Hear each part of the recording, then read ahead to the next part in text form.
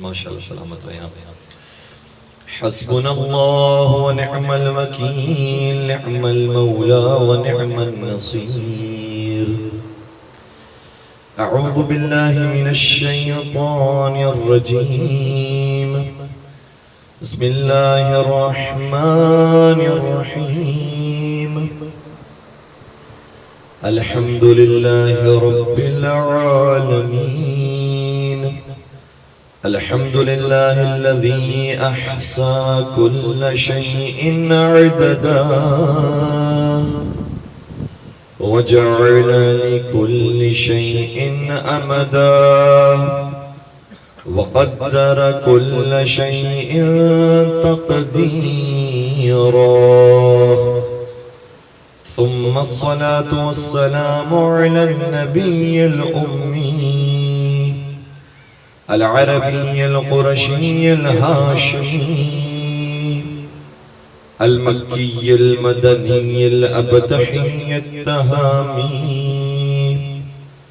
العبد المؤيد والرسول المسدد المصطفى الأمجد المحمود الأحمد حبيب إله العالمين أبي القاسم محمد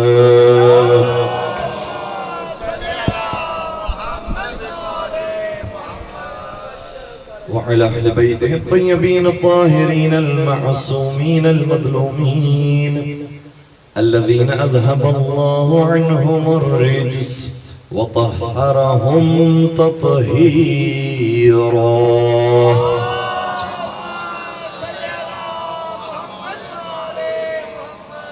ولعنة الله على أعدائهم أجمعين. أما بعد فقد قال الله تبارك وتعالى في محكم كتابه المجيد وفرقانه الحميد. بسم الله الرحمن الرحيم.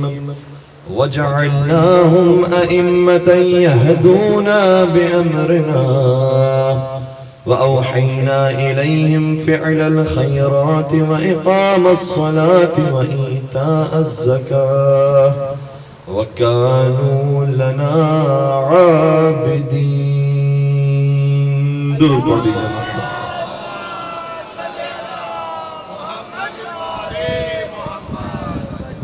اعزائے گرامی قدر، سیرت حضرت زینب سلام اللہ علیہ اور سیرت امام زین العابدین علیہ السلام پر انشاءاللہ ہماری دوسری گفتگو ہوگی. اور اس موضوع کے ضمن میں جس آیہ کریمہ کو مسلسل آپ کی خدمت بیان کرنے کا شرف حاصل کیا جا رہا ہے، ارشاد ہوتا ہے کہ وَجَعَلْنَاهُمْ أَئِمَّةً يَهْدُونَ بِأَمْرِنَا. ہم نے بعض انبیاء کو امام بنایا ہے اور ان کی شان یہ ہے کہ یہدونا بامرنا، ہمارے حکم سے لوگوں کی ہدایت کرتے ہیں.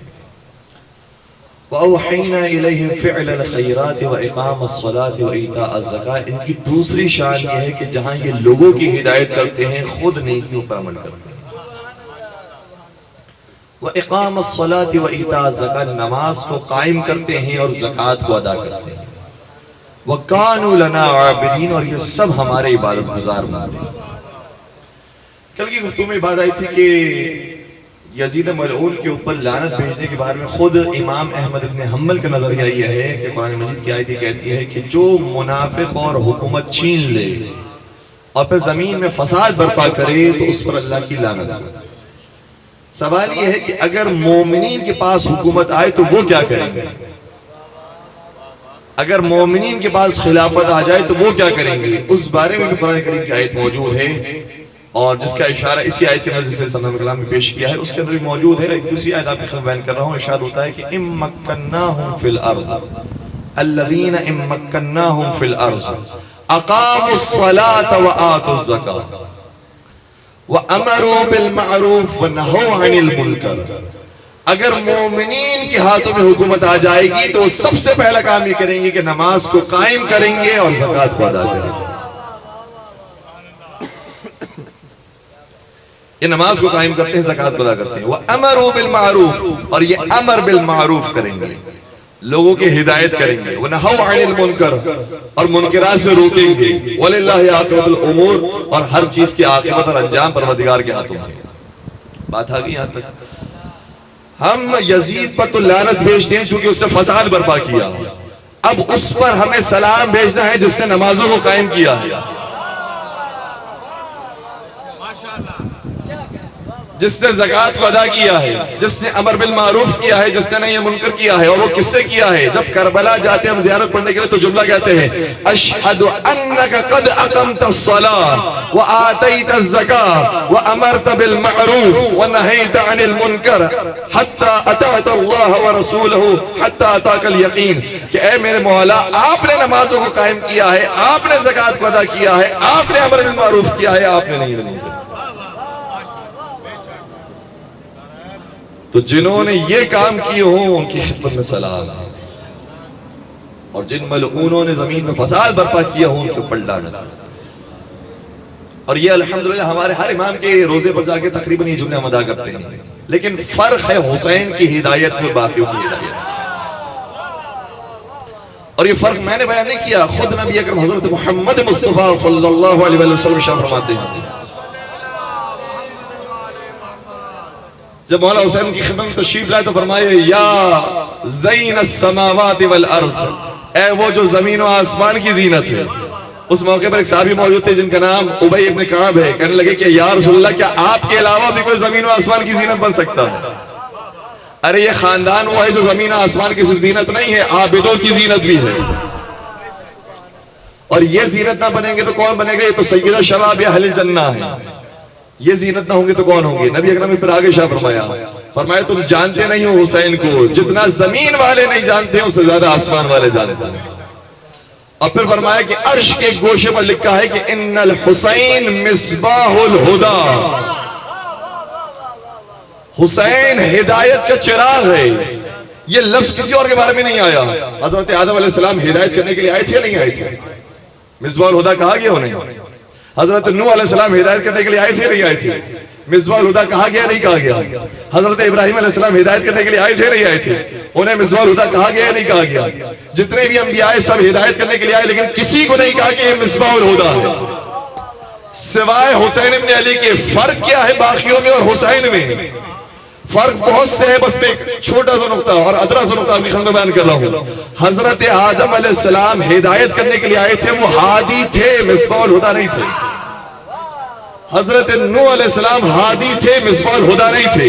حضرت ابراہیم ہادی تھے، مصباح الہدی نہیں تھے. حضرت موسیٰ ہادی تھے، مصباح الہدی نہیں تھے. حضرت عیسیٰ ہادی تھے، مصباح الہدی نہیں تھے. فرق کیا ہے ہادی میں اور مصباح الہدی میں؟ فرق یہ ہے کہ ہادی جب آتا ہے تو جب تک زندہ ہوتا ہے ہدایت کرتا ہے، مرنے کے بعد تو کوئی ہدایت ہی نہیں کر سکتا. آدم علیہ السلام آئے، ہدایت کی انہوں نے، لیکن تب تک جب تک وہ زندہ رہے. حضرت نوح علیہ السلام نے ہدایت کی تب تک جب تک وہ زندہ رہے. حضرت ابراہیم علیہ السلام کی ہدایت اس وقت تک نہیں جب تک وہ زندہ رہے. حضرت موسیٰ علیہ السلام کی ہدایت اس وقت تک نہیں جب تک وہ زندہ رہے. حضرت عیسیٰ علیہ السلام کی ہدایت اس وقت تک نہیں جب تک وہ زندہ رہے. لیکن واحد حسین ابن علی وہ ہے جب تک زندہ تھے تب بھی ہدایت کر رہے تھے، اور شہادت کے بعد بھی ان کی ہدایت کا دسترخوان کھلا ہے.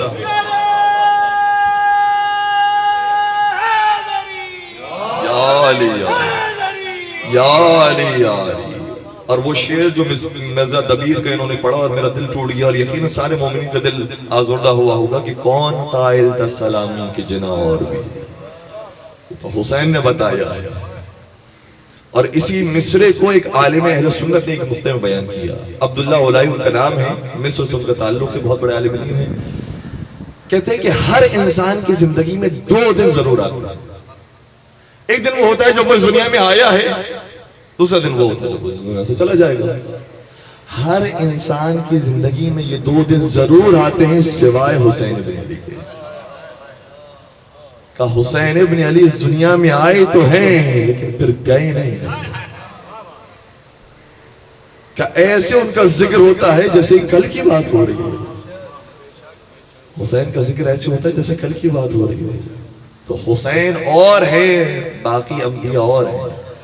باقی ہستیاں اور ہیں، جو حسین کی شان ہے وہ کسی اور کی شان نہیں ہو سکتی۔ اس لیے ہمارے ایک عالم دین تھی آیت اللہ سید احمد خنساری ان کا نام ہے، بہت بڑے عالم دین، بہت بڑے عارف، کئی سالوں کے سارے واقعات ہیں۔ انہوں نے ایک مرتبہ دعا کی تھی، جب 6 سال کا زمانہ تھا، دعا کی تھی کہ پروردگار بارش نازل فرما، بارش ہوئی، اور ایسی بارش برسی کہ لوگ دوبارہ آئے ان کے پاس، کہا کہ آپ خدا سے دعا فرمائیں کہ بارش روک لے، تو انہوں نے دوبارہ دعا کی تو یہ قطع آب ہوا اور بارش ہوئی۔ اتنے بڑے عالم کہتے ہیں ان کے بارے میں کہ جب وہ نماز شروع کیا کرتے تھے تو اذان اور اقامت کے بعد اور نماز شروع کرنے سے پہلے ایک سلام کیا کرتے تھے، کہتے تھے السلام علیکہ یا ابا عبد اللہ، اے حسین تجھ پر ہمارا سلام۔ اور یہ ہر نماز کے بعد ان کا طریقہ تھا۔ جو پیچھے نماز پڑھنے والے تھے اس میں شاگرد بھی ہوتے تھے، علماء بھی ہوتے تھے، انہوں نے آ کر ایک مرتبہ سوال کیا کہ آیت اللہ خنساری یہ بتائیے، یہ جو آپ جملہ درمیان میں ادا کرتے ہیں السلام علیکہ یا ابا عبد اللہ، آپ مرجع تقلید ہیں، آپ جو بھی بات کریں گے وہ قرآن اور حدیث کی روشنی میں ہوگی، بتائیے کوئی حدیث موجود ہے؟ آپ کا ہر عمل حدیث اور روایت کے مطابق ہونا چاہیے، آپ کے لوگ تقلید کر رہے ہیں۔ انہوں نے کہا کہ میری نظر سے تو کوئی روایت نہیں گزری، لیکن مجھے اتنا یقین ہے میں جو نماز پڑھ رہا ہوں وہ حسین کے سر کا صدقہ، میں نماز میں کھڑا نہیں ہوتا اگر حسین نے قربانی نہ دی ہوتی، آج میرے پاس دین نہ پہنچا ہوتا اگر حسین نے قربانی نہ دی ہوتی۔ تو ان کا طریقہ غار یہ ہوتا تھا، اور پھر یہ بیان بھی فرماتے زہرا نعت اللہ بیجر کا جملہ یہ ہے کہ اگر کوئی شخص اپنی نماز میں خلوص پیدا کرنا چاہتا ہو تو نماز سے پہلے کہے السلام علیکہ یا ابا عبد اللہ، اے حسین تجھ پر میرا سلام، خود بخود نماز میں خلوص آ جائے گا۔ تو مولا امام حسین علیہ السلام نے کام کیا ہے کہ پورا دین بجا لیا، اور ان کی ہدایت کا سلسلہ ان کی شہادت کے بعد بھی جاری رہا۔ آیت اللہ میلانی ایک مقام پر موجود تھے، کسی نے اس مجلس کے اندر ایک شعر پڑھا، بڑا معروف شعر ہے ایران کے اندر، اور جسے سرچ کرنا ہو سرچ کیجئے گا، یہ شعر موجود ہے۔ عام طور پر یہ شعر پڑھا کرتے ہیں، کہتے ہیں کہ ای خاک کربلا تو مہر نماز من، آن مہر رب ملک سلیمان نمیدہ۔ آئے آئے آئے کیا شعر ہے!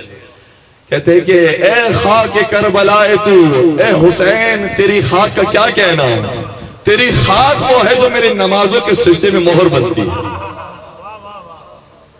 یہ میری نماز کا حصہ بن گئی ہے، یہ سجدگاہ بن گئی ہے۔ اور پھر آگے کہتے ہیں کہ اس سجدگاہ کو جس میں آپ کا لہو شامل ہوا ہے، میں اس سجدگاہ کو سلیمان کی حکومت کے بدلے بھی عوض نہیں کروں گا، سلیمان کی حکومت کے بدلے بھی میں اسے تبدیل نہیں کروں گا۔ جب یہ شعر کہا ایک مقام پر ایک مجلس کے اندر تو آیت اللہ میلانی موجود تھے، بہت بڑے بزرگ ہیں، انہوں نے کہا کہ شعر کی ذرا اصلاح کرو، تم نے یہ کہا کہ اے خاک کربلا یہ تو مہر نماز من، اے خاک کربلا تو میری نماز کو مہر بن گیا ہے، کہو نہیں، اے خاک کربلا یہ تو اصل نماز من، اے خاک کربلا تو صرف میرا مور نہیں بنا ہے، پوری نماز ہی تو بن گیا،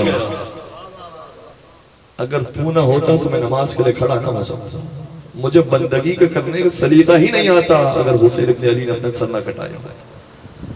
تو حسین ابن علی کی جو ہدایت ہے وہ شہادت کے بعد بھی جاری ہے۔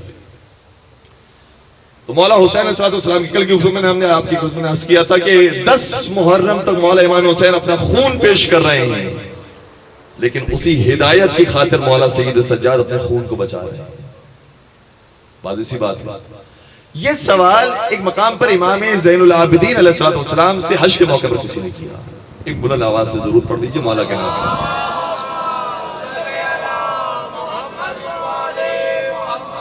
ملاقات ہوئی مولا سید سجاد سے حج کے موقع پر، مولا سید سجاد کثرت کے حج کیا کرتے تھے، انشاءاللہ ہمارے موضوع بھی رہے گا کہ کس طریقے سے مولا سید سجاد نے ہدایت فرمائی، اس میں سے ایک اہم راستہ حج کا راستہ۔ حج کے موقع پر اس نے سوال کیا کہ فرزند رسول، اے حسین کے بیٹے، آپ نے آسان راستے کو اختیار کیا ہے اور مشکل راستہ چھوڑ دیا۔ اے میرے ساتھ توجہ فرمائیے گا، یہ اعتراض آج بھی ہوتا ہے۔ آپ نے حج کا عمل تو انجام دیا جو آسان ہے، کچھ زحمتیں ہیں اس کے اندر، لیکن جو آپ کے بابا نے جہاد کیا تھا ویسے آپ نے جہاد نہیں کیا۔ یہ تانا تو اگر کسی عام مسلمان کو بھی دیا تو اس کا کلیجہ پھٹ جاتا ہے۔ سید سجاد کو یہ تانا دیا گیا، اسے معلوم نہیں ہے کہ سید سجاد ہی نے تو پوری کربلا سجائی ہے، پورا کوفہ سجا ہے، پورا شام سجایا ہے، لیکن اس شخص نے سوال کیا کہ اے سید سجاد، آپ نے آسان راستے کو اختیار کیا ہے، مشکل راستے چھوڑ دیا۔ بعض لوگ آج بھی بڑے بڑے بزرگان کے سامنے آ کر یہی بے ادبی کرتے ہیں، انہیں معلوم نہیں ہے کہ یہ بزرگان بزرگ ہی اس وجہ سے ہے کیونکہ حالات کو جانتے ہیں۔ بعض نوجوان فکر جو جوشیلا خون رکھتے ہیں وہ آ کر ہی کہتے ہیں کہ آپ نے آسان راستے کو اختیار کیا، مشکلات سے چھوڑ دیا۔ ان کے لیے مولا سید سجاد کا جواب، مولا سید سجاد نے کہا کہ تمہاری مشکل راستے سے کیا مراد ہے، آسان راستے کیا مراد ہے؟ کہ میری مراد یہ ہے کہ آپ کے بابا نے تو جہاد کیا تھا، اپنا خون دے دیا تھا، آپ نے آسان راستے اختیار کیا، بس سفر کرتے ہیں، حج پر آتے ہیں اور چلے جاتے ہیں۔ اور پھر وہ کہنے لگا، کہا کہ قرآن نے کہا ہے کہ ان اللہ اشترى من المؤمنین انفسهم واموالهم بان لهم الجنہ یقاتلون فی سبیل اللہ فیقتلون ویقتلون۔ خدا قرآن کریم کے اندر یہ عبادت دے رہا ہے کہ جو مومنین اپنے نفس کو، اپنی جان کو اور اپنے مال کو راہ خدا میں خرچ کر دیتے ہیں تو ان کے لیے جنت ہے۔ فَيُقَاتِلُونَ فِي سَبِيلِ اللَّهِ، یہ اللہ کے راستے میں جہاد کرتے ہیں، قتال کرتے ہیں، فَيَقْتَلُونَ وَيُقْتَلُونَ، یا یہ مر جاتے ہیں یا یہ مار دیتے ہیں۔ تو مومنین کی شان یہ بیان ہوگی اس آیت کے اندر کہ مومنین کی شان یہ ہوتی ہے کہ وہ بڑھ بڑھ کے حملہ کرتے ہیں، دشمن کا مقابلہ کرتے ہیں، یا اپنا خون دے دیتے ہیں یا سامنے والے کا خون لے لیتے ہیں۔ یہ بات بیان ہو گئی مومنین کی شان کی، اور جس نے یہ کام کیا اس کے لیے جنت ہے۔ کہ اے سید سجاد، قرآن تو یہ کہہ رہا ہے کہ اگر آپ بھی جہاد کریں، اگر شہید بھی ہو جائیں تو بھی بہت اچھی بات ہے، تب بھی جنت ہے، اور اگر آپ زندہ رہتے ہیں، غازی بن جاتے ہیں، تب بھی آپ کے لیے جنت ہے۔ تو آپ نے مشکل راستہ چھوڑا ہے، آسان راستہ کیا۔ اب مولا کے پاس جواب دینے کے لیے بہت سی باتیں تھی۔ مولا وہ ہیں جو ناطق قرآن ہیں، ناطق قرآن کے سامنے ایک آیت سے دلیل دینے سے کوئی فرق نہیں پڑے گا۔ وہ محافظ قرآن ہے، تم حافظ قرآن ہو۔ وہ مفسر قرآن ہو، قرآن ہے، تم مترجم قرآن ہو۔ تم میں اور ان میں بہت فرق ہے۔ مولا کے پاس بہت ساری دیگر آیتیں بھی تھی کہ اگر یہ آیت موجود ہے کہ حالات کا مقابلہ ایسے کیا جاتا ہے تو حالات کے مقابلے کے دوسری آیت بھی موجود ہے کہ خذ العفو وامر بالمعروف واعرض عن الجاہلین، جب دشمن تمہارے مقابلے پر آئے تو ان سے درگزر سے کام لیا گیا۔ یہ آیت بھی قرآن میں ہے۔ اور امر بالمعروف نے کیا کرو اور جاہلوں سے دور ہو جائے گا، یہ آیت بھی قرآن میں موجود ہے۔ قرآن میں یہ آیت بھی موجود ہے کہ وَلَوْ كُنْتَ فَضًّا غَلِيظًا لَانْفَضُّوا مِنْ حَوْلِكَ، اے رسول ہم نے آپ کو اپنی رحمت کی وجہ سے نرم دل بنایا ہے، اور اگر ہم نے آپ کو سخت دل بنایا ہوتا تو یہ سب آپ کو چھوڑ کر چلے جاتے۔ بہت سی دیگر آیتیں موجود ہیں، لیکن میرے مولا کی شان یہ ہے کہ جس آیت سے اسی نے استدلال کیا تھا اسی آیت سے مولا نے استدلال کیا۔ کیا تو نے یہی تو کہا ہے نا کہ مومنین کی شان یہ ہوتی ہے کہ اپنی جان کو اور اپنے مال کو راہ خدا میں خرچ کر دیتے ہیں تاکہ انہیں جنت مل جائے۔ امام نے شاہ فرمایا جب ایسے مومنین میرے لشکر کے سپاہی بنیں گے تو میں جہاد کے لیے بھی آ جاؤں گا۔ ہائے ہائے ہائے، کیا کمال کا جملہ۔ یہی کہہ رہا ہے کہ مومنین کی شان یہ ہوتی ہے کہ اپنی جان کو قربان کرتے ہیں، اپنے مال کو قربان کرتے ہیں تاکہ جنت انہیں حاصل ہو جائے۔ تو اگر ایسے مومنین مجھے مل گئے تو میں بھی وہی کام کروں گا جو میرے بابا حسین ابن علی نے کیا تھا۔ درود پڑھ دیجئے محمد و علیہ۔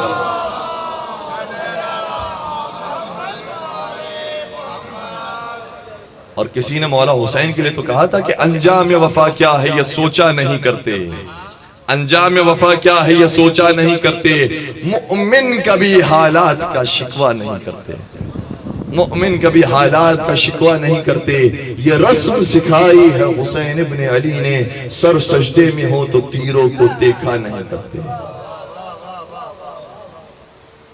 تو یہ تو اسی حسین کے فرزند ہیں، وہی شجاعت، وہی بہادری، وہی صبر و استقامت کے اندر بھی موجود ہے جو مولا امام حسین میں موجود ہے۔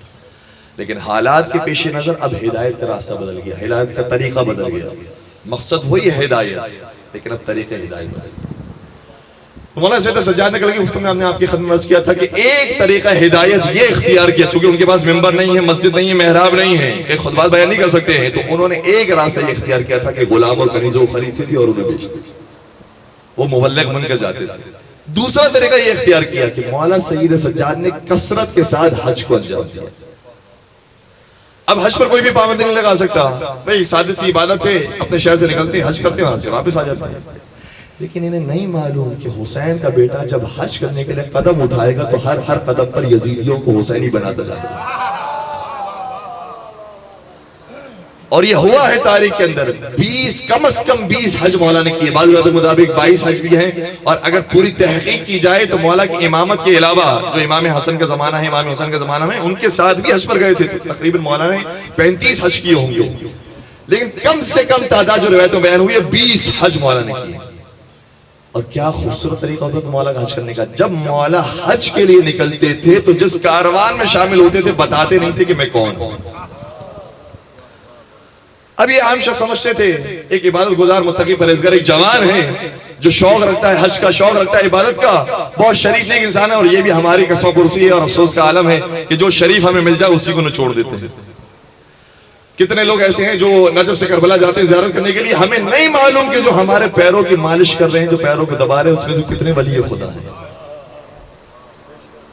مولا سید سجاد جب کسی کاروان میں شامل ہوتے تھے تو وہ کام کرتے تھے جو ایک عام ملازم کیا کرتا ہے۔ اللہ اکبر، کس کے چشم و چراغ تھے؟ نبی خدا کے بیٹے، لیکن ایسے کام کیا کرتے تھے کہ جیسے ایک ملازم ایک غلام کام کیا کرتا ہے۔ لوگ سمجھ رہے تھے کہ ان کا تعلق کسی غلاموں کے خاندان سے، یہ بڑا متقی پرہیزگار آدمی ہے، شریف آدمی ہے، لیکن اس کی عادت ہے کام کرنا، اس لیے کبھی برتن دھونے کے لیے دے دیے، کیسے کیسے جملے ہیں، کبھی اپنے لباس کو دھونے کے لیے دے دیا، کبھی پیروں کو دبوایا کرتے تھے مولا سید۔ اور مولا سید پوری حوصلے اور پوری ہمت کے ساتھ ان کے کام کیا کرتے، یہاں تک کہ جب یہ قافلہ آگے بڑھتا اور کسی اور منزل میں داخل ہوتا اور کوئی اور کاروان والا نظر آتا اور پہچان لیتا کہ یہ کون ہے کہ جس سے خدمت لی جا رہی ہے، تو آ کر کہتا کہ تم پہچانتے نہیں ہو یہ کون ہے؟ یہ حسین کا بیٹا علی بن الحسین زین العابدین۔ تم کیا سمجھ رہے ہو یہ کوئی غلام ہے، یہ کوئی خادم خدمت گزار ہے؟ یہ حسین بن علی کا بیٹا ہے، معصوم امام ہے۔ اور جب انہیں پتہ چلتا تھا تو آتے تھے مولا کی خدمت، مولا آپ معاف فرما دیجیے، ہمیں معلوم نہیں تھا، ہم سے گستاخی ہو گئی۔ مولا فرماتے تھے کہ جس طریقے سے تم پہلے مجھ سے کام لیا کرتے تھے اب بھی میں ویسے ہی کام کروں گا۔ لیکن مومنین کی حالت تبدیل ہو جاتی تھی، حاجی مانتے نہیں تھے کہ اب ہم آپ سے کام نہیں لے سکتے، صرف عزت و احترام آپ کو کیا جائے گا، اور یہی ہونا بھی چاہیے۔ مولا کو کیا دیکھتے تھے کہ جو کل رات تک ان کے قافلے میں موجود ہے اب وہ ان کے قافلے میں نظر نہیں آتا، کہیں اور چلا گیا۔ کیوں مولا کہیں اور چلے گا؟ اس لیے کیونکہ یہ کارواں تو حسینی بن چکا ہے، اب کسی اور کو حسینی بنانا۔ ہائے ہائے، مل کر درود پڑھ دیجئے محمد و آل محمد۔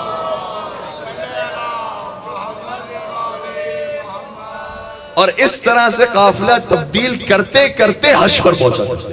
اللہ اکبر، کتنے لوگوں کو راستے میں حسینی بنا دیا۔ یہ فوج تیار ہو رہی ہے امام صادق کے لیے،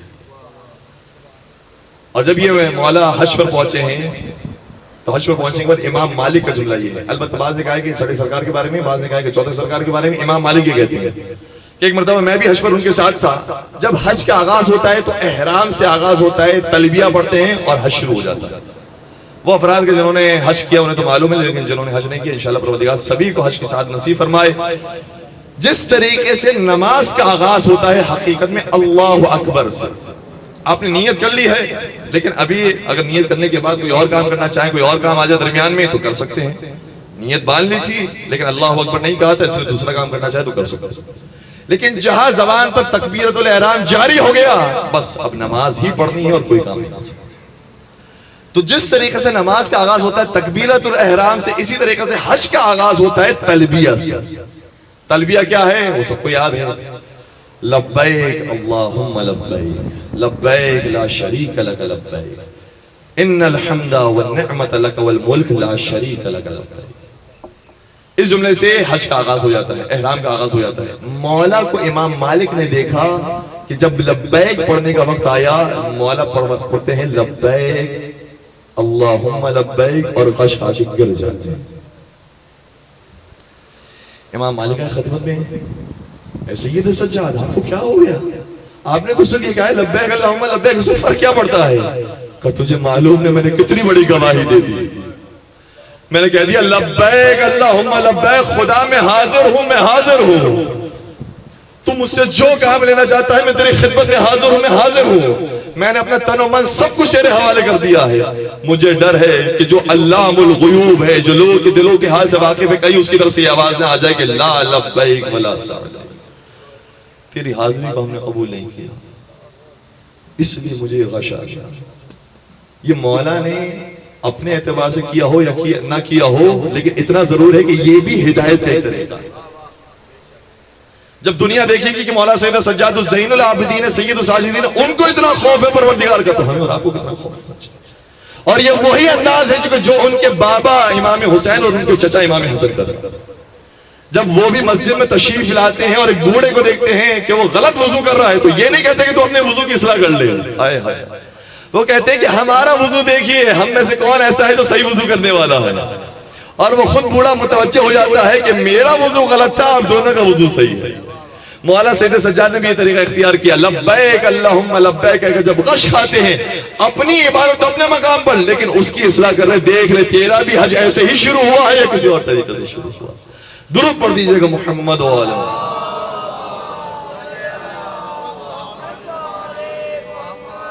بات پہنچ رہی ہے؟ تھک تو نہیں رہے؟ مولا سید سجاد کی تبلیغ کی کیسے طریقے، ایک ایک قدم پر تبلیغ ہو رہی ہے۔ دنیا سمجھ رہی ہے کہ ممبر ختم ہو گیا تو تبلیغ ختم ہو گئی، مولا کی تبلیغ کا سلسلہ جاری ہے۔ اور میرا یہی مولا جب حج کرنے کے لیے پہنچا اور کثرت کے ساتھ انہوں نے یہ حج انجام دیا، لوگوں نے دیکھا کہ ان سے بڑا زاہد عابد اور کوئی نہیں ہے، تو ان کا ایک خاص احترام ہوتا تھا۔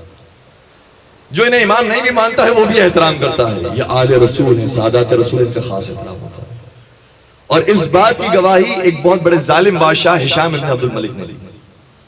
کہتا ہے جب میں حج کرنے کے لیے گیا، اور اس کے حج کی بھی بڑی داستان ہے، میں آپ کی خبر بیان نہیں کرنا چاہتا کہ کیا کیا اس نے راستے میں کیا ہے، لیکن کسی نہ کسی طریقے سے حج پر پہنچ گیا۔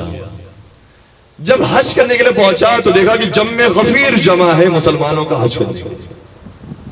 طواف کرنے کی کوشش کی تو بڑی مشکل سے طواف، اور حجر اسود کو بوسہ دینے کی کوشش کی تو وہ کر ہی نہ سکا۔ آگے سائڈ میں بیٹھ گیا، اپنا ایک مسند لگایا، اور اس کے نوکر چاکر اس کے اطراف موجود ہیں۔ کہ بڑی بھیڑ ہے، حجر اسود کو بوسہ نہیں دیا سکتا۔ لیکن کچھ دیر نہ گزری تھی کہ ایک نورانی جوان داخل ہوا، اور جب وہ داخل ہوا تو حاجیوں کی صفیں ایسی شگافتہ ہوئی کہ جیسے ان کے جد کے لیے خانہ کعبہ کی دیوار شگافتہ ہوئی، اور حاجیوں کی صفیں در صفیں بننا شروع ہوئے اس کے استقبال کے لیے۔ اور میرا مولا سید سجاد خانہ کعبہ کے قریب آتا ہے، پورے سکون کے ساتھ طواف کرتا ہے، سب رکے ہوئے ہیں، اور حجر اسود کے قریب سے آ کر بوسہ لیتا ہے۔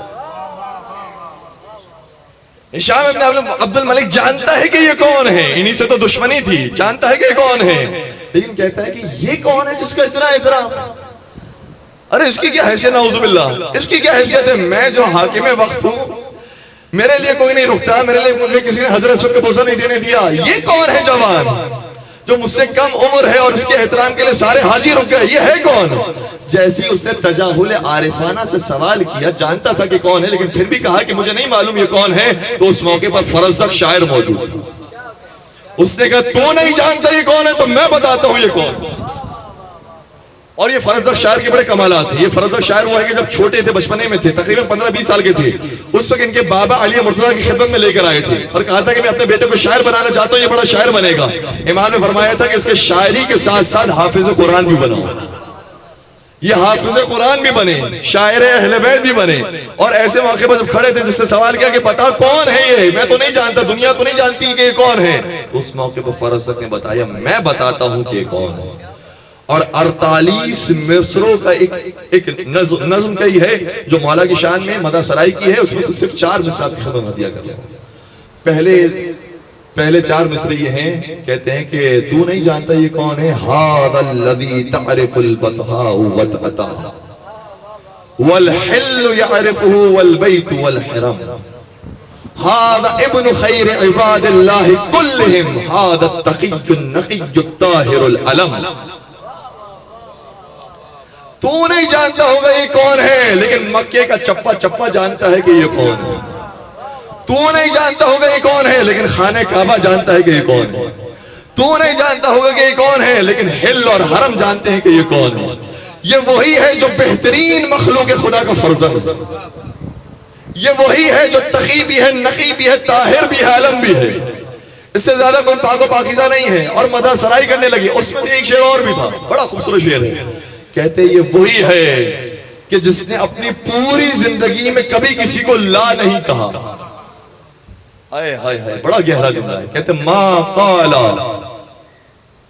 ما قال فی العمر ہی ظاہر یہ جملے لا قطو الا فی تشہدہ ولولا التشہد لکان لاؤہ نعم، کہ اس سے پوری زندگی میں کبھی کسی کو لا نہیں کہا سوائے ایک مقام پر کہ جب خدا کو کہا تو کہا لا الہ الا اللہ. آئے ہائے، ورنہ اس سے اپنی زندگی میں کبھی کسی کو لا نہیں کہا. اور اگر خدا کی گواہی کے لیے لا کے علاوہ کوئی اور صیغہ ہوتا تو وہ جاری کرتا، کبھی کسی کو لا نہ کرتا. آئے ہائے، کیا خوبصورت اشعار. اور جب یہ اشعار مکمل ہو گئے، مولا کا تعارف ہو گیا، تو فرزدق کو ہشام کے سامنے موجود تھا، کہا اس کو جیل میں ڈالو. اور دعائے ندوہ کے اندر یہ سارے مظالم کا ذکر ہے. خلاصتاً بیان ہوتا ہے فقتل من قتل وصبی من صبی واقصی من اقصی. بعض کو محبت اہل بیت میں قتل کر دیا گیا، جیسے حضرت کمیل کو، حضرت قنبر کو، حضرت نیسم تمار کو قتل کر دیا گیا. بعض کو گرفتار کر لیا گیا، جیسے کہ فرزدق کو، مختار ثقفی کو گرفتار کیا گیا. اور بعض ایسے ہیں کہ جنہیں جلا وطن کر دیا گیا. ان کا کوئی قصور نہیں ہے سوائے یہ کہ یہ علی کے چاہنے والے ہیں، یہ علی اور اولاد علی سے محبت کرنے والے ہیں. ہشام ابن عبد الملک نے جب اسے جیل میں بند کیا، مولانا سید سجاد تک یہ خبر پہنچی کہ انہوں نے جو اشعار کہے تھے اس کے نتیجے میں انہیں قید کیا گیا ہے، تو مولانا نے اپنی جانب سے 1000 دینار بھجوائے. آئے ہائے، کیا مولا کو تحفہ ہو، 1000 دینار کا تحفہ پیش کیا. اور یہ فرزدق کا خلوص تھا، کہا کہ میں نے ان دینار کے لیے تھوڑی شاعری کی تھی، مولا اسے واپس رکھ لیجئے، میں نے ان کے لیے قصیدے تھوڑی کہے تھے. مولا سیدھا سیدھا بیان فرماتے کہ ہمارا خاندان وہ ہے جب دے دیتا ہے تو واپس نہیں لیتا. مل کر دور پڑھ دیجئے محمد و آل محمد.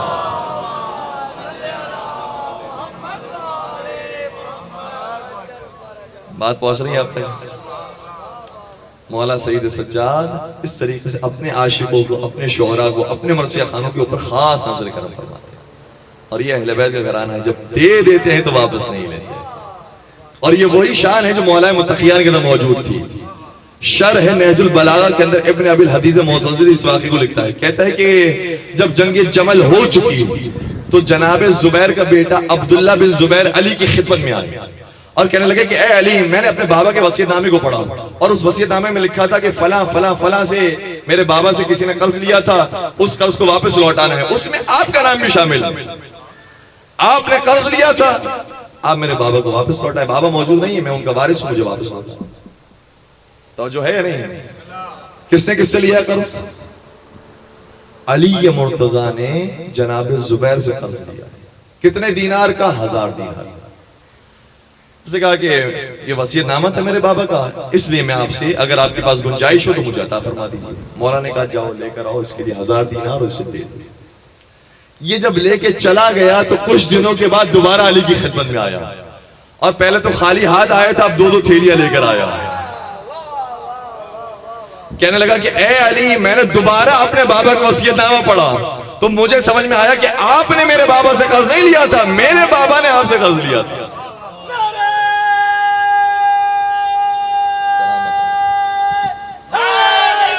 یا علی یا علی سلامت رہے. کہ میرے بابا نے آپ سے قرض لیا تھا، آپ نے میرے بابا سے قرض نہیں لیا تھا. مولا نے فرمایا وہ جو میں نے تجھے دے دیا وہ بھی تیرا ہو گیا، جو تیرے باپ نے لیا تھا وہ بھی تیرا ہو گیا. ہم جو دے دیتے ہیں وہ پھر واپس نہیں لیتے. کسی نے کیا خوب کہا کہ سائل کو کوئی بھی خطاآت سے معصوم نہیں. کتنے ہی فضائل ہیں جو مرقوم نہیں، کتنے ہی فضائل ہیں جو مرقوم نہیں. یا رب تیرے حیدر کے فضائل کی حدیں خود تیرے فرشتوں کو بھی معلوم ہے.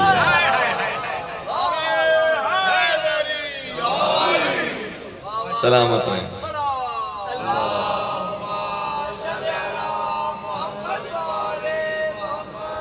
آپ نے حوصلہ بڑھایا ہے تو پھر ایک اور شعر بھی سنتے جائیے.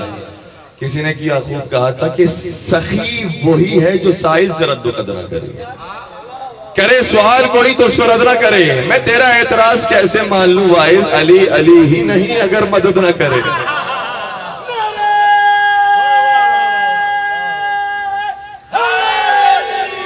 یا علی یا علی یا علی.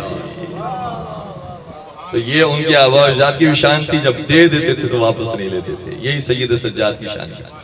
جب دے دیتے تو واپس نہیں لیتے. اور مولانا سید سجاد نے جو حج انجام دیے ہیں، اب میں حج سے واپسی کا منظر آپ کو بیان کر رہا ہوں. عام طور پر جب مولانا سید سجاد حج پر جاتے تھے تو پاپ پیادہ جاتے.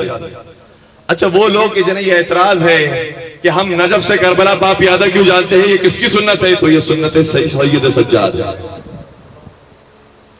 جب جاتے ہیں مکہ معظمہ بیت اللہ کی زیارت کرنے کے لیے تو پاپ پیادہ جاتے تھے. اور یہ صرف ان کی سنت نہیں، امام حسن اور امام حسین جب حج پر جایا کرتے تھے تب بھی پاپ پیادہ جاتے. اور عجیب بات یہ ہے کہ جب وہ پاپ پیادہ جا رہے ہوتے تو اپنے ساتھ سواری بھی رکھتے تھے لیکن سوار نہیں ہوتے تھے. اور کسی نے اگر اعتراض بھی کیا، نام بھی موجود ہے سعد بن ابی وقاص، عمر صاحب کا باپ ہے. جناب سعد بن ابی وقاص نے سوال کیا کہ اے حسن و حسین، آپ جب حج پر جاتے ہیں اور سواری بھی ساتھ ہوتی ہے تو اس پر سوار کیوں نہیں ہو جاتے؟ آپ کی وجہ سے اور آپ کے احترام میں جو دوسرے حاجی بھی آتے ہیں وہ بھی نیچے اتر آتے ہیں. آپ کے احترام میں انہیں بھی پیدل ہو جانا پڑتا ہے آپ کی وجہ سے. یہ بات تو ٹھیک ہے یہ، لیکن اس کا جواب وہی ہے کہ جو مولانا نے پہلے دیا تھا کہ کلمۃ حق یراد بها الباطل. بات تمہاری ٹھیک ہے لیکن جس چیز کا ارادہ کیا گیا ہے وہ باطل ہے. اس کو دوسروں کے پیدل ہو جانے پہ تکلیف نہیں ہے، خود کے پیدل ہونے پہ. اگر آپ سواری کے ساتھ حج پر جائیں گے تو ہم سب بھی سواری کے ساتھ ہی جا سکیں گے. آپ کی وجہ سے، آپ کے پروٹوکول کی وجہ سے ہمیں نیچے نہیں اترنا پڑے گا. مولا نے شاہ فرمایا میں جس کی بارگاہ میں جا رہا ہوں اس کا ادب یہ ہے کہ میں پیدل چل کر اس کی خدمت میں جاؤں. ہم بھی یہی جواب دیتے ہیں، ہم جس کی بارگاہ میں جا رہے ہیں اس کا ادب یہ ہے کہ ہم پیدل چل کر اس کی خدمت میں جاؤں.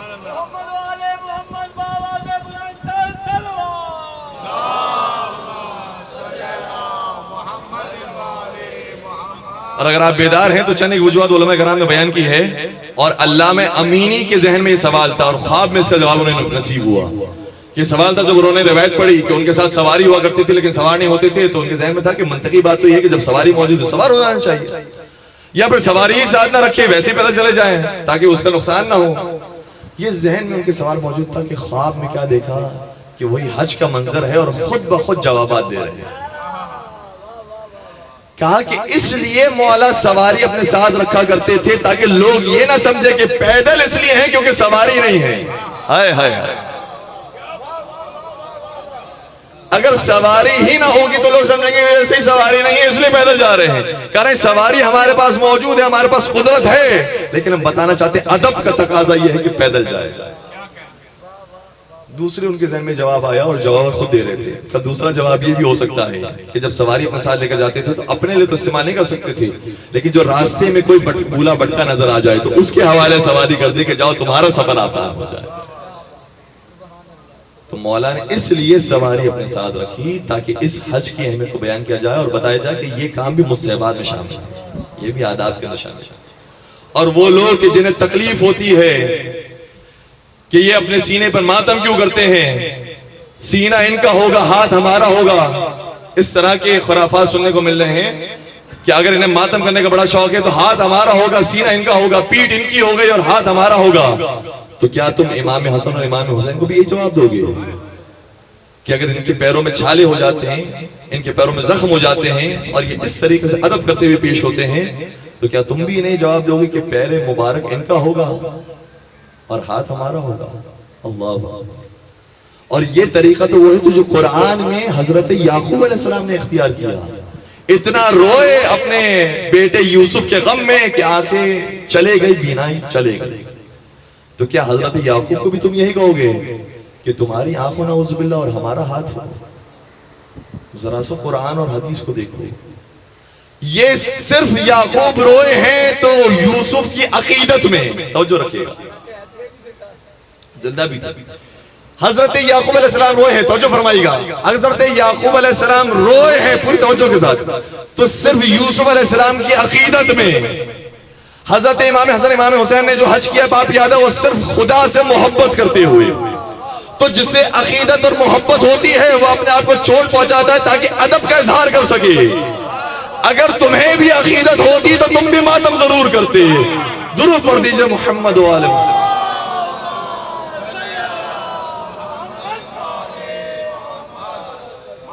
جس کے لیے کام ہو رہا ہے اس سے عقیدت کا اظہار کیا جا رہا ہے، وہ اتنا عرفہ و اعلیٰ ہے کہ اس کے لیے زیب دیتا ہے کہ اپنے آپ کو تکلیف میں رکھا جائے.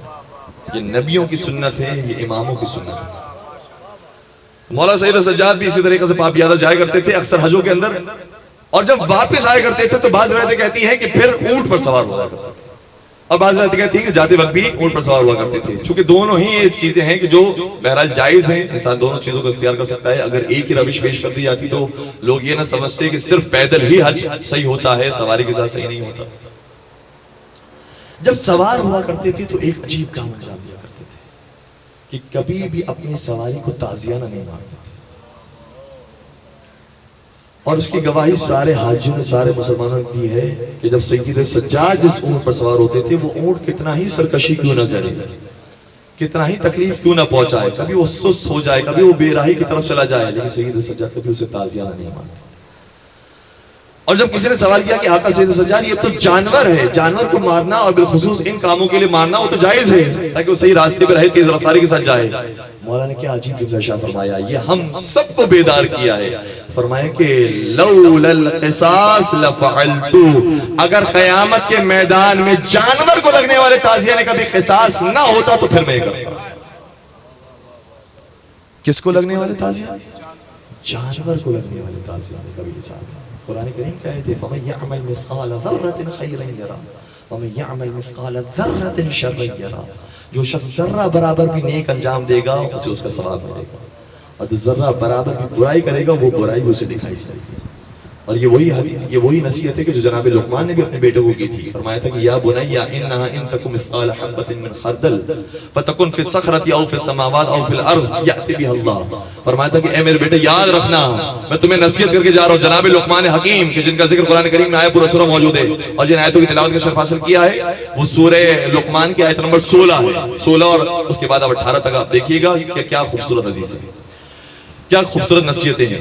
جناب لقمان یہ کہتے ہیں کہ بیٹا یاد رکھو، اس زمین میں جو بھی تم کام انجام دے رہے ہو، چاہے وہ رائے کے دانے کے چھلکے کے برابر ہی کیوں، اور اس چھلکے کو تم پہاڑ میں چھپا دو یا آسمانوں میں پھینک دو یا زمین میں گاڑ دو، پروردگار اسے بھی تمہارے سامنے پیش کرے گا.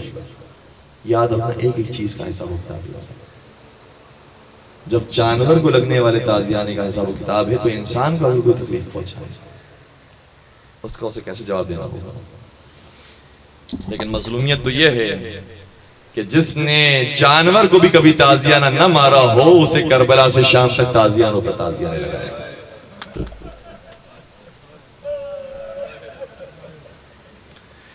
اجرکم علی اللہ.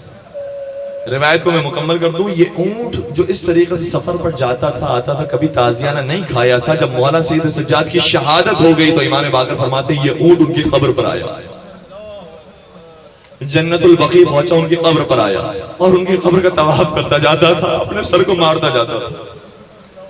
امام باقر فرماتے ہیں میں اس اونٹ کو لے کر دوبارہ گھر کے پاس آ گیا تاکہ اس کو تسلی و دلاسا دوں. رات کے ایک پہر نہیں گزرا تھا کہ اونٹ دوبارہ سے گھر سے باہر نکلا اور اپنے مولا کی قبر پر گیا اور اتنا اپنے آپ کو پڑھا کہ اس کی روح قفس انصری سے پرواز ہوا. آئے سید سجاد، آپ کی محبت جسے مل جائے تو جانور بھی انسان بن جاتے ہیں، اور جو آپ کا بغض رکھنے والے ہو تو انسان بھی جانور بن جاتے ہیں. آئے سید سجاد کو کتنے تازیانے لگے، اتنے تازیانے پڑے کہ ایک روایت کا جملہ یہ ہے مولا امام باقر نے جب غسل دیا ہے تو کیا دیکھا کہ پوری نبی میں زخم. اور کسی نے سوال کیا ہے امام باقر یہ بتائیے پیٹھ پر یہ زخم کیسا ہے؟ کہا جو کربلا سے کوفہ تک اور کوفہ سے شام تک تازیانے پڑے تھے اس کا نشان اب بھی باقی ہے. اجرکم علی اللہ. سید سجاد بڑے مظلوم ہیں، سارے راستے تازیانے کھاتے رہے. بس عزیزارو اب یہ قافلہ وہ ہے 15 محرم سے میں نے عرض کیا تھا کہ کوفے سے نکلا ہے اور شام کے راستے کی طرف جا رہا ہے. جب شام کے راستے کی طرف یہ کاروان جا رہا تھا سر امام حسین باقی شہداء کے سر بھی ساتھ ساتھ. ایک مقام ایسا آیا کہ جہاں پر اس قافلے نے پڑا ہوتا اور انہوں نے استراحت کرنا چاہیے، آرام کرنا چاہیے، پھر ہم آگے بڑھ کے شام کی طرف جائیں گے. کہتے ہیں جہاں پر انہوں نے استراحت کی وہ عیسائیوں کا عبادت خانہ تھا. وہاں پر ایک عیسائی موجود تھا، عیسائی راہب ہے. کہتا ہے کہ میں نے ان کٹے سروں کو دیکھا تو ایک کٹا سر ایسا تھا کہ جس کے منہ سے نور برآمد ہوا، جس کے چہرے سے نور نکل رہا تھا اور وہ آسمان کی طرف جا رہا تھا. میں نے کہا عجیب سر ہے. ایسا نور میں نے کبھی نہیں دیکھا کہ کسی سر سے اس طرح سے بلند ہو رہا ہو. میں اس سر کے قریب کیا, اس سر کو چوما, اور پھر میں نے ان کے پاس آ کر کہا کہ مجھے یہ سر چاہیے. انہوں نے کہا کہ آپ یہ سر نہیں دے سکتے. کہتا ہے کہ میں نے انہیں کچھ پھول کی اور پیسوں کی لالچ دی, 10,000 درہم دیے ہیں تاکہ مجھے وہ سر مل جائے. آئے ہائے ہائے, کیسی کیسی قیمتیں ادا کی ہیں لوگوں نے. کہا میں نے 10,000 درہم دیے تاکہ مجھے یہ سر حسین دے دیں. انہوں نے 10,000 درہم لے لیا. ان کی نظر میں اس کی اہمیت تھی, میرے نظر میں سر امام حسین کی اہمیت تھی, لہٰذا میں نے اس سر کو لیا. مجھے نہیں معلوم کہ کس کا سر ہے, بس اتنا نظر آ رہا ہے کہ اس سر سے نور برآمد ہو رہا ہے. میں نے اپنے پاس رکھا, اس چہرے کو میں نے دھونا شروع کیا, اس چہرے کے زخم میں نے پاک کرنا شروع کیا. اور جب یہ چہرہ میرے سامنے چمکتا ہوا نظر آیا تو میں نے سوال کیا, اے سر تو خود ہی بتا تو کون ہے؟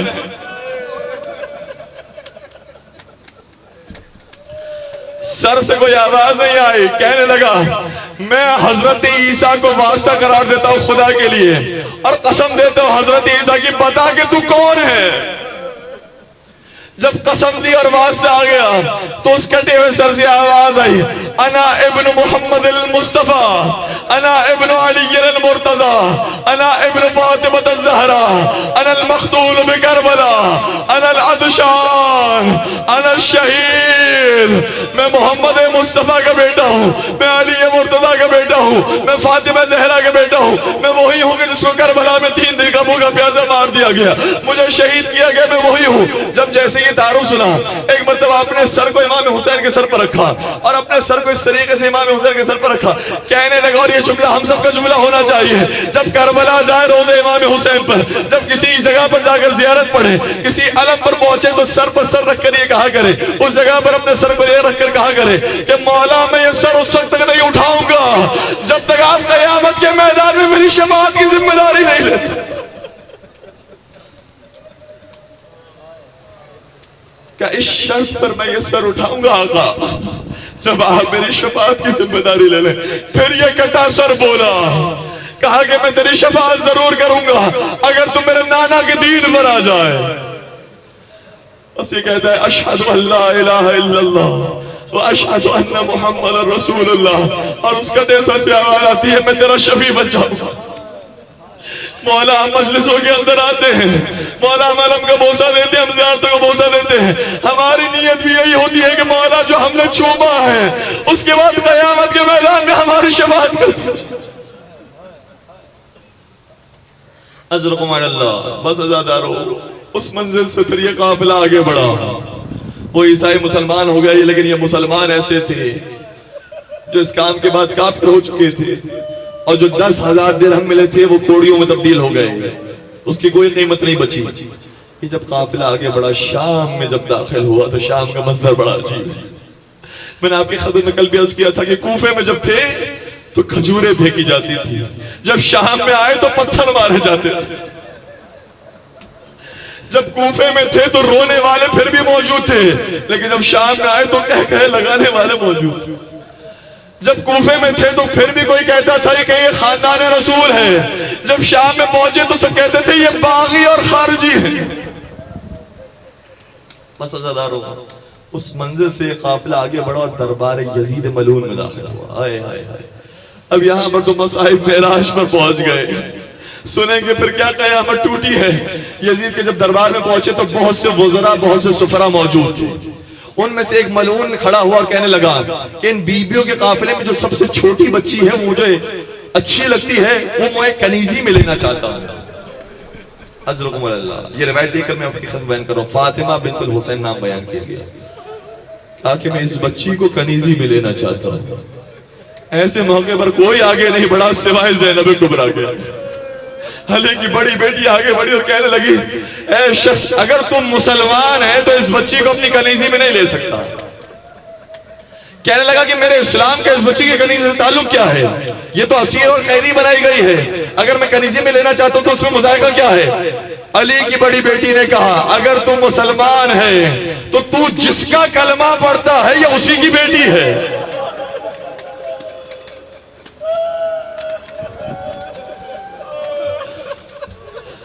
اجرکم اللہ. یہ مجلس عزا ہے لیکن وہ دربار یزید تھا. یہ جملے وہ سنتے تھے اور کہہ لگاتے تھے یہ جملے وہ سنتے تھے اور ہنسا کرتے تھے۔ یزید کھڑا ہوا کہنے لگا کہ علی کی بڑی بیٹی ہے یہ، تو میں تو علی سے دشمنی لگتا تھا، اس کی بیٹی کو بھی سر تن سے جدا کر دیا جائے۔ جلاد کو حکم دیا کہ زینب کبریٰ کے سر کو تن سے جدا کر دیا جائے۔ اللہ اکبر، اب زینب نے سکینہ کی حفاظت کی ہے، شہزادی زینب کی حفاظت کرنے کے لیے ہم کون کھڑا ہو؟ نہ عباس ہے نہ حسین ہے، کون زینب کبریٰ کی نصرت کرنے کے لیے کھڑا ہو؟ سنیں گے کیا ہوا؟ پھر وہ بی بی کھڑی ہوئی جو فاطمہ زہرا کی کنیز تھی، جس کا نام فضہ تھا، جو سیاہ فام تھی، حبشہ کی شہزادی تھی، ایک مرتبہ کھڑی ہوئی اور سارے دربار والوں سے مخاطب اور کہتی ہے، اے حبشہ کے سفیر، تمہاری غیرتوں کو کیا ہو گیا ہے؟ میں فضہ شہزادی حبشہ تھی، یہ ملعون میری شہزادی کے سر پر خنجر جلانا چاہتا ہے، اسے اجازت نہ دینا کہ میری شہزادی کے سر پر کوئی تلوار چلا سکے۔ بس حبشہ کے یہ غلاموں نے، حبشہ کے سفیروں نے سنا، اپنی تلواریں باہر نکالی، کہا یزید یہ ہمارے وطن کی شہزادی ہے، ہم اس کی شان میں غصاگی نہیں ہونے دیں گے، خبردار اگر تو نے اس کی بات کو خراب کیا اور اس کی بات کو نہیں مانا، بس اس کے بعد نہ شہزادی فضہ کے اوپر کوئی آ جائے، نہ شہزادی زینب کبریٰ کے اوپر آ جائے۔ لیکن مجھے بتائیے، جب یہ جملے زینب کبریٰ نے سنے ہوں گے تو کلیجہ کیسا پھٹ گیا ہوگا؟ شاید مدینے کے رک کر کے کہا ہوگا، اماں زہرا یہ آپ کی بیٹیوں کا احترام ہے، بیٹی درخواست کرے تو کوئی سننے والا نہیں، آپ کی کنیز درخواست کرے وہ درخواست پوری ہو جاتی ہے۔ آج آپ کی بیٹیوں سے زیادہ آپ کی کنیزوں کا مقام مجھے دیکھنے میں۔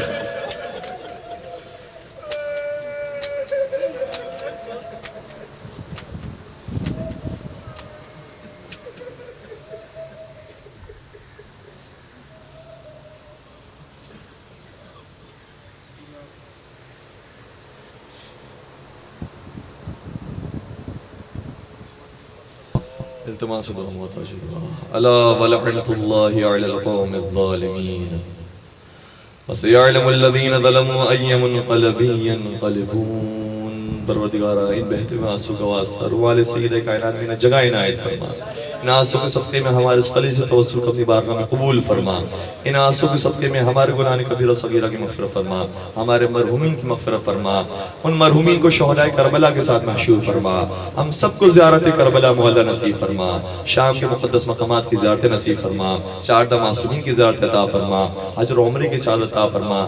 پروردگار فرش عطا پر آنے والے تمام مومن کی جائز شرعی حاجات کو پورا فرما، بانیان مجلس کی نیک توفیقات میں اضافہ فرما، اس عزاداری کو اور جہاں جہاں دنیا جہاں میں عزاداری ہو رہی تمام کو دن دگنی رات چگنی ترقی عطا فرما، تمام عزا خانوں کی، مساجد کی، امام بارگاہوں کی حفاظت فرما، اس کی حفاظت کرنے والوں کی نصرت اور حمایت فرما، پالنے والے بے اولاد مومنین کو اولاد صالح نرینہ نصیب فرما، جو بے روزگار مومنین ہیں اس کے حلال عطا فرما، جو مریض ہیں انہیں شفا کاملہ عاجلہ نصیب فرما، تمام مظالم سے انتقام کے لیے بالخصوص کربلا، کوفہ اور شام کے مظالم سے انتقام کے لیے اپنی آخری حجت امام عصر و زمان کے ظہور میں تعجیل فرما، ہمیں ان کے عاشقین، محبین، سچے چاہنے والے اور ماننے والے میں شمار فرما۔ ربنا تقبل منا انك انت السميع العليم وتب علينا انك انت التواب الرحيم برحمتك يا ارحم الراحمين۔